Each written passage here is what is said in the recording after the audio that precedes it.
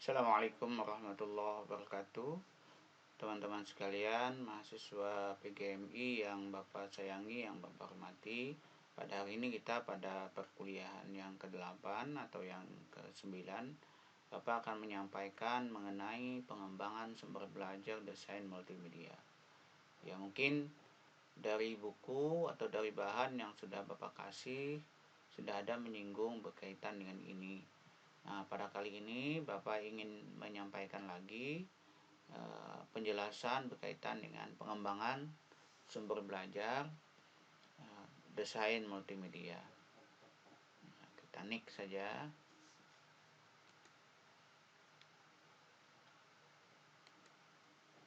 Nah, jadi kalau desain itu namanya perancangan ya. Jadi kalau desain multimedia artinya bagaimana kita merancang spesifikasi ya berkaitan dengan arsitektur proyek ya, atau gaya atau kebutuhan material untuk proyek. Itu biasanya kalau berkaitan dengan desain merancang. Begitu juga kalau kita membuat desain multimedia ya. Jadi tidak sembarangan ya, tidak asal buat persis ketika kita juga membuat PowerPoint. Ada ketentuan ya, ada pengetahuannya. Nah, begitu juga ketika kita membuat desain sumber belajar atau desain media ya. Nah, desain itu sebenarnya kalau kita lihat dari desain itu ada dibagi tiga. Ada yang disebut dengan functional design, ada physical design, dan ada logical design. Desain fungsional ya atau fungsional design ya. Desain dilihat dari fungsinya. Desain dilihat dari fisikalnya, dari fisiknya, dan desain dilihat dari logiknya, dari logikanya. Ya, dari landasan berpikir ketika kita membuat desain. Nah, sementara di multimedia kemarin juga di kelompok 6 ya sudah menyampaikan apa itu multimedia kalau tidak salah. Jadi kalau kita berbicara media itu hanya satu, tapi kalau sudah multimedia itu artinya multi, banyak perpaduan antara teks, grafik, sound, animasi, dan video. Ya, tugasnya tentu untuk menyampaikan pesan kepada publik. Kalau guru ya tugasnya untuk menyampaikan pesan kepada siswa. Kalau ditambah dengan multimedia pembelajaran. Tahapannya ada media, ada multimedia, nanti ada hypermedia. Nah, hypermedia itu adalah yang berbasis online. Ya, itu hypermedia namanya. Ya, kalau multimedia ya itu perpaduan seperti Bapak bilang sesuai dengan apa yang Bapak sampaikan di PowerPoint ini. Nah, kita lihat komponennya kalau berkaitan dengan bidang multimedia pembelajaran. Ada 3 ya, seperti Bapak bilang di atas tadi. Ya, jadi ada desain pembelajarannya, ada desain komunikasi visualnya, ada rekayasa perangkat lunaknya. Ya, ketika membuat sebuah multimedia pembelajaran. Yang pertama, kalau desain pembelajaran, nah itu kita bisa melihat dari konten isinya. Ya, lalu dilihat juga bagaimana interaktifnya. Ya, jadi bahan interaktifnya dengan siswa. Apakah zigzag, ya, apakah lurus saja, nik-nik saja. Nah, itu dilihat juga desain pembelajarannya. Lalu bagaimana learning prosedur, ya, prosedur pembelajarannya. Tentu dilihat lagi RPP yang dibikin oleh teman-teman. Lalu lihat lagi learning strategi pembelajarannya bagaimana. Apakah nanti pembelajaran di kelas, apakah bentuknya dalam bentuk online misalnya, ya, strategi pembelajarannya, dan tentu dalam strategi pembelajaran itu banyak sekali model-modelnya. Ya, dilihat lagi. Nah, di RPP juga disusun itu kan. Lalu dilihat lagi kontekstualitasnya, konteksnya. Ya, apakah siswanya di kelasnya itu bagaimana?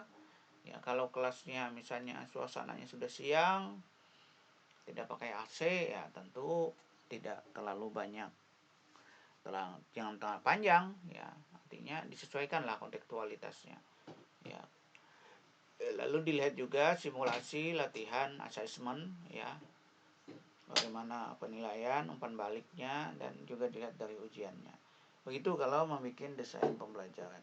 Ya makanya ketika kita membuat desain multimedia pembelajaran, di awalnya itu ada tampilan pembukaan misalnya, lalu setelahnya itu kita harus menyampaikan tujuan pembelajaran, ya tujuan pembelajarannya bagaimana, ya kalau dalam anunya standar kompetensinya bagaimana, kompetensi intinya bagaimana, ya sesuai dengan model kurikulum yang mau disampaikan. Ya meskipun dalam konteks belajar merdeka sekarang ya, RPP itu sebenarnya dibebaskan saja, tapi yang jelas inti ya dari RPP itu adalah rencana pembelajaran itu adalah bagaimana di sana minimal ya mencantumkan bagaimana prosedur pembelajaran, mencantumkan juga misalnya strategi pembelajarannya bagaimana, lalu tahapan-tahapan dalam pembelajaran. Nah itu. Nah selanjutnya kita lihat dari desain komunikasi visual. Ini berkaitan dengan ilmu multimedianya, ilmu desainnya, ilmu tampilan. Nah, bagaimana ikon grafiknya, tombolnya bagaimana kesesuaian warna, background layoutnya bagaimana, jangan terlalu ramai kalau untuk pembelajaran. Nah untuk sound recordingnya bagaimana, ya sound suara editnya bagaimana, ya bagaimana juga mengkombinasi antara audio dan grafik, bagaimana juga icon interactivity-nya, dan juga dilihat animasi objeknya. Jadi ketika kita membuat desain multimedia, jangan misalnya di latarnya ada hal yang mengganggu, misalnya ada Doraemon misalnya. Padahal kita menyampaikan bukan konteksnya berkaitan dengan Doraemon, tapi misalnya masalah apa ya, tapi latarnya Doraemon, nah itu kurang pas. Nah itu dilihat juga desain komunikasi visualnya. Nah baru ketika kita berkaitan dengan multimedia, kita akan melakukan rekayasa perangkat lunak. Nah sebenarnya kalau tidak COVID-19 ini, tidak virus corona ini, ya rencana Bapak setelah middle test itu kita semuanya praktek pembelajaran. Ya karena itu berkaitan dengan rekayasa ya perangkat lunaknya. Jadi ada beberapa software, ada beberapa aplikasi yang kita install. Nah nanti Bapak upayakan bagaimana kita teman-teman juga menginstal secara di laptopnya masing-masing. Ya Bapak hadirkan tutorialnya, ya teman-teman bisa membuat ya menginstal itu dan bisa mengaplikasikan di laptopnya masing-masing di rumah atau di kosnya masing-masing. Jadi rekayasa perangkat lunak itu ada proses pengembangannya, ada proses developmentnya, ada alat developmentnya. Ya alat developmentnya mungkin berupa aplikasi nanti. Ada perangkat keras, perangkat lunak, ya misalnya ada mikrofon, ya kalau memang mau suaranya agak bening, misalnya ada kamera, ya kamera yang pixelnya agak besar sehingga lebih terang, misalnya pencahayaan segala macam. Nah lalu ada kode development, ya kalau ada aplikasi-aplikasi yang memang yang agak rumit misalnya, lalu kita lakukan software testing. Nah kalau ada masalah tentu kita melakukan software maintenance ya, ada perbaikan software. Ya karena kita sifatnya adalah untuk pembelajaran, jadi aplikasi-aplikasi yang digunakan pun banyak aplikasi-aplikasi trial ya, dan aplikasi-aplikasi bajakan ya, bukan aplikasi asli. Oleh sebab itu maintenance-nya banyak sebenarnya. Jadi sering terjadi berbagai macam kerusakan. Oke. Nah, untuk rekayasa perangkat lunak ya tentu kita melihat multimedia, tadi sudah Bapak sampaikan juga. Multimedia tentu karena berbagai macam konten ya tentu pembelajarannya sebuah itu pasti software, makanya namanya aplikasi perangkat lunak. Pengembangan perangkat lunak itu harus melalui proses yang sudah diatur ya di bidang ilmu rekayasa perangkat lunak. Nah di tampilan di PowerPoint di buku yang Bapak sampaikan itu sudah ada sebenarnya tahapan-tahapan bagaimana pengembangan sebuah aplikasi, baik itu aplikasi yang sifatnya adalah berupa aplikasi software misalnya, atau tahapan-tahapan model pembelajaran. Nah bisa jadi juga tahapannya itu dalam bentuk online. Nah, fokus multimedia itu adalah yang kita kembangkan itu adalah kemudahan dalam pemakaian. Jadi usabilitasnya itu yang penting itu mudah instalasinya. Efisiensi program, nah, kompatibilitas pemakitannya gimana, kompatibilitasnya gimana, dokumentasi dan sebagaimana dan bagaimanapun. Seperti Bapak bilang di beberapa kesempatan bahwa tidak semua materi harus menggunakan media. Jadi efektivitasnya kelihatan. Nah, dalam konteks kita sekarang karena work for home semua, bekerja di rumah, Bapak ngajar secara online juga. Nah, ini pentingnya. Nah, tentu ada kelebihan kekurangan. Makanya rencana Bapak misalnya menggunakan Google Meeting atau menggunakan aplikasi Zoom ya, tapi karena banyaknya teman-teman juga yang kesusahan dalam jaringan ya, akhirnya Bapak berkesimpulan ya kita menggunakan Google Classroom saja. Karena Google Classroom itu bisa, tidak mesti harus menggunakan HP, nah, tapi bisa saja kita lewat laptop misalnya mencari yang bisa ada jalur internet, atau bisa jadi mencari tempat yang ada jaringan internetnya ya, sehingga teman-teman bisa bekerja, bisa mengerjakan ini. Dan ini memang nanti akan Bapak upload di YouTube ya, jadi teman-teman bisa mempelajarinya, bisa mengerjakannya, dan kita bisa diskusi untuk memperkaya ya, untuk memahami apa yang Bapak sampaikan. Nah, lalu untuk desain komunikasi visualnya, selain dari komponen-komponen yang ada tadi, ya kita harus juga paham ya tentang apa itu media. Ya tentu sudah dibahas oleh teman-teman. Lalu gagasan kreatif dan konsep komunikasi visualnya juga harus dilihat ya. Memang dari beberapa misalnya PowerPoint yang dibikin ya, menurut Bapak itu sudah bagus ya. Nah, itu salah satu gagasan kreatif juga. Lalu eksekusi audio visualnya, nah, jadi bagaimana tampilan, bagaimana didengar juga, itu juga penting. Nah, ketepatan tata letak, tipografi, gambar dan warna. Nah, ini juga penting. Jangan terlalu rame, sesuaikan dengan konteks. Warnanya juga jangan terlalu rame. Ya, bagaimana juga tata letaknya. Nah, ini juga menentukan. Nah, jadi dalam satu tampilan itu ya, teman-teman harus melihat misalnya jangan seperti menempel buku ya menjadi di PowerPoint. Nah, itu juga tidak benar ya. Kalau itu nggak dikasih bukunya saja sebelum baca misalnya kan. Oke.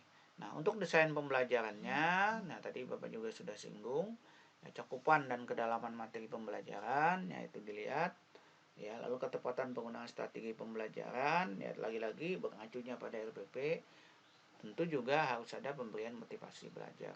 Nah, ketika membuat multimedia, makanya di awal itu harus ada musik yang memberikan motivasi ya, yang menggerakkan misalnya. Nah, itu penting. Lalu lanjutannya kontekstualitas tadi juga saya sampaikan. Lalu aktualitasnya bagaimana? Jadi sesuai dengan konteks ya, dilihat audiennya siapa, pembelajaran itu untuk apa ya, dan juga aktualitasnya. Jadi kebaruannya itu juga penting. Nah, sistematis. Nah, jadi sistematis, runut, logika jelas. Jadi ketika kita membuat multimedia itu jelas ya, jangan yang tidak sistematis, lompat-lompat segala macam sehingga membingungkan, apalagi untuk anak-anak SD misalnya. Lalu kejelasan uraian, pembahasan, contoh, simulasi atau latihan. Jadi itu penting juga kejelasan ketika kita menerangkan misalnya mengenai tahapan wudu misalnya. Ya harus dijelaskan betul bagaimana rukun wudu misalnya, yang dimulai dari niat sampai kepada tertib, apa-apa sunnahnya misalnya, sunnah dari wudu. Kalau yang dalam bentuk multimedia ya tentu harus kita praktekkan, samping juga disampaikan secara lisan. Jadi ada suara audionya segala macam. Termasuk juga contoh-contohnya misalnya simulasinya, mana wudhu yang benar, mana wudhu yang salah misalnya ketika kita bikin desain pembelajaran. Misalnya membuat media pembelajaran atau multimedia pembelajaran dalam bentuk video misalnya. Baik. Nah, tujuannya Karya desain grafis ya seperti di awal tadi ya tujuannya adalah menarik perhatian, mengikat perhatian, menimbulkan kesan. Ya. Jadi siswa langsung tertarik apa yang kita tampilkan. Nah, dari ketertarikan itu mengikat perhatiannya. Jadi kalau dia saja nakal di kelas, jalan sana sini, ketika kita ada tampilan, ya siswa duduk dan memperhatikan, ya, lalu menimbulkan kesan. Jadi langsung direkam oleh memorinya apa yang kita sampaikan. Itu tujuannya sebenarnya desain grafis. Nah, kelebihannya, ya kelebihan ya, itu memperjelas, memberikan penekanan. Apalagi misalnya ada penekanan beda warna segala macam.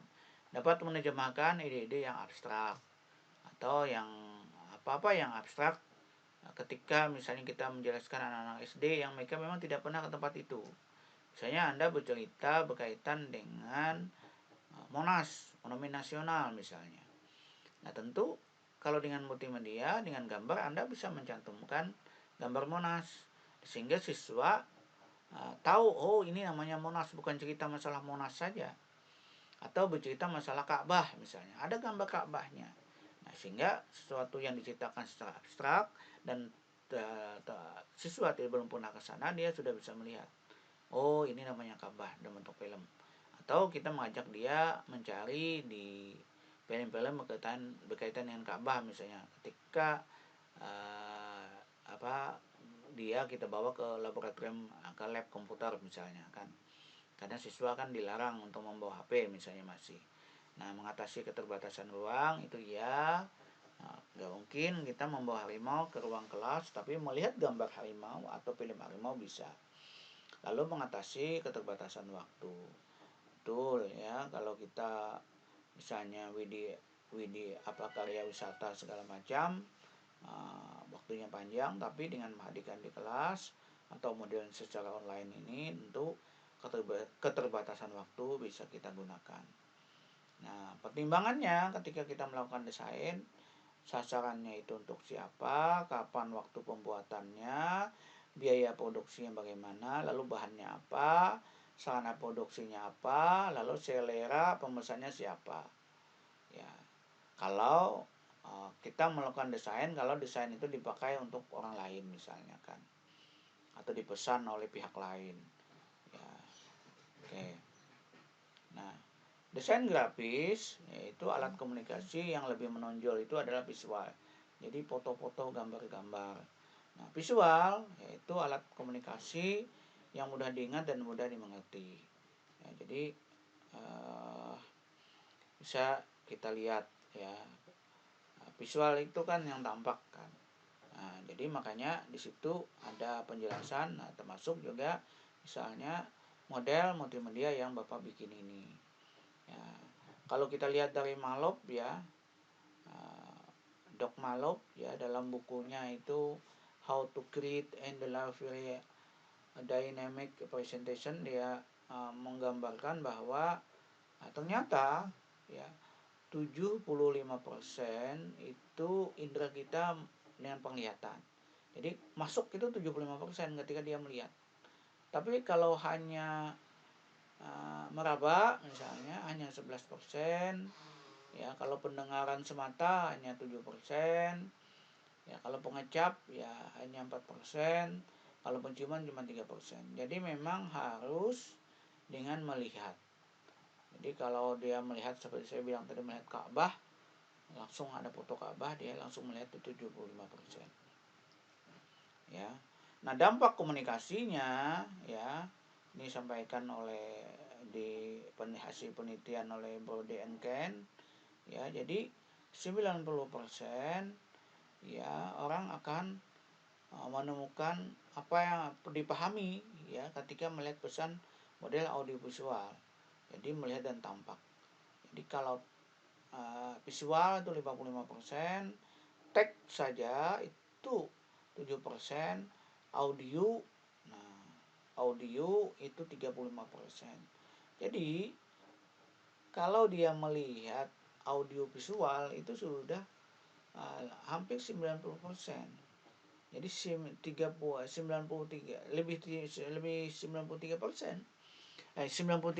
dia sudah memahami apa yang disampaikan. Tapi kalau hanya teks saja, ya teks saja itu hanya 7%. Ini hasil penelitian, makanya itu pentingnya pakai audiovisual. Ingatan, ya, ingatan pesan, kalau visual itu 50%, kalau verbal hanya ngomong saja, ya itu menurut halal hanya 10%. Tujuan yang ingin dicapai juga ya menurut Declare Communication ya, sama di buku yang sama ya. Jadi kalau kita itu berbicara ya secara visual itu 63% langsung diingat. Tapi kalau hanya verbal saja itu cuma 33%. Nah, ini prinsip-prinsip pembuatan desain ya, desain multimedia salah satunya atau desain grafis. Jadi ada pusat perhatian, ada keseimbangan ya, ada kontras, ada ritme, irama, kesatuan, unity ya, ada proporsi, ada keselesaian. Ini contohnya bisa dilihat. Nah, pusat perhatian itu biasanya warna, bentuk, penempatan, ukuran bisa kita lihat. Nah, jadi kalau beda warna, nah, kita tentu menjadi pusat perhatian ke warna yang berbeda itu. Nah, beda bentuk ya seperti ini. Nah, beda posisi juga akan kelihatan atau beda besaran misalnya besarnya. Nah, keseimbangan ada simetris, ada asimetris, ada arah pandang. Nah, simetris, nah ini bisa dilihat, simetris. Nah, kan bisa dibagi mana sebelah mana ya. Kalau asimetris, nah ini simetris ya tinggal dibalik ya ketahuan akan bedanya pada sama. Nah ini hanya seperti Bapak bilang tadi ya, masalah arah pandang ya, arah pandang. Jadi kalau arah pandangnya ketika pandangnya ke depan tinggal bikin garis seperti hanya seakan-akan mandang ke depan. Tapi ketika kita bikin garis di belakang seakan-akan meloncat. Padahal fotonya sama. Fotonya keempat-empatnya sama. Nah ini kontras ya, di background misalnya tentang objek gelap segala macam ya.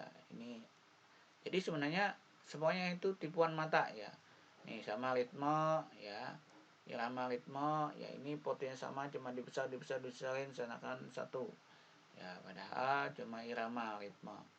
Kesatuan ya, ini contoh-contoh yang ada di PowerPoint misalnya. Nah ini bisa dilihat satu kesatuannya tampak indah.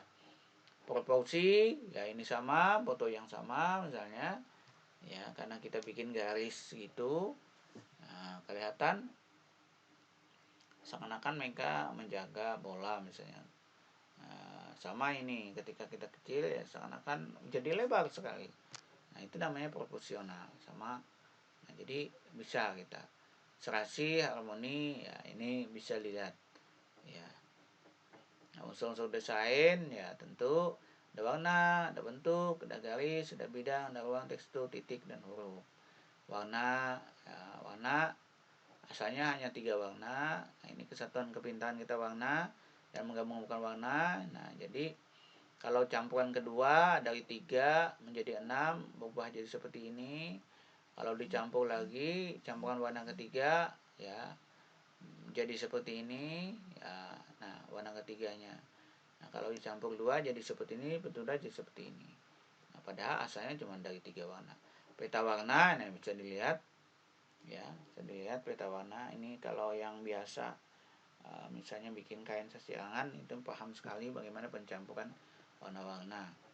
Nah, bentuk ya ada geometris, ada kurva, ada tidak beraturan. Bentuk ya ada garis, bidang juga. Nah, ruang, nah ini ruang, ada bidang ya, ada ruang, tekstur ya udah. Nah, kelompok huruf, nah ini juga penting udah dikaitkan. Jadi kalau roman tentunya Times New Roman misalnya itu ada kaitnya nah, bisa dilihat ya. Bodoni, nah, Bodoni itu ada kait garis tipis, jadi tipis-tipis. Ada Egyptian kait batang ya, kait batang kecil. Ada sans serif, misalnya contohnya Arial ya. Ada fantasi, jadi kalau Arial itu lebih tegas dia berkait. Fantasi dekorasi misalnya monotipe. Huruf juga menentukan ya menentukan ketika kita membuat sebuah desain.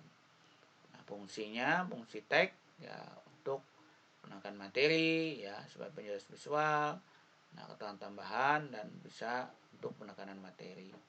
Quantek juga macam-macam ya. Nah, dari 60 sampai 80 karakter dari kanan ke kiri ya. Jadi kalau subjudul subjudul itu harus lebih besar. Jenis warnanya juga disesuaikan dengan materi yang mau disampaikan. Jadi hanya bersekitar 60 sampai 80 karakter dari kanan ke kiri. Nah, ini bisa dilihat kan contohnya. Ya, contohnya di Ciputat, Bintaro, segala macam. Itu ada SPBU ya, SPBU lambang Pertamina dahulu ya. Nah, cetak, nah ini dilihat banyak untuk media cetak ya, apapun cepat saja, baliho segala macam, kartun juga, nah poster ya, tampilan untuk grafis untuk media elektronik, film segala macam bisa dilihat, tampilan web, grafis segala macam. Nah itu ya yang ingin Bapak sampaikan berkaitan dengan bagaimana kita membuat multimedia ya. Jadi pengembangan multimedia, desain, pengembangan sumber belajar, desain multimedia. Itu mungkin yang ingin Bapak sampaikan. Nanti bisa kita diskusikan di kolom, di forum ya. Mudah-mudahan ada manfaatnya. Terima kasih. Assalamualaikum warahmatullahi wabarakatuh.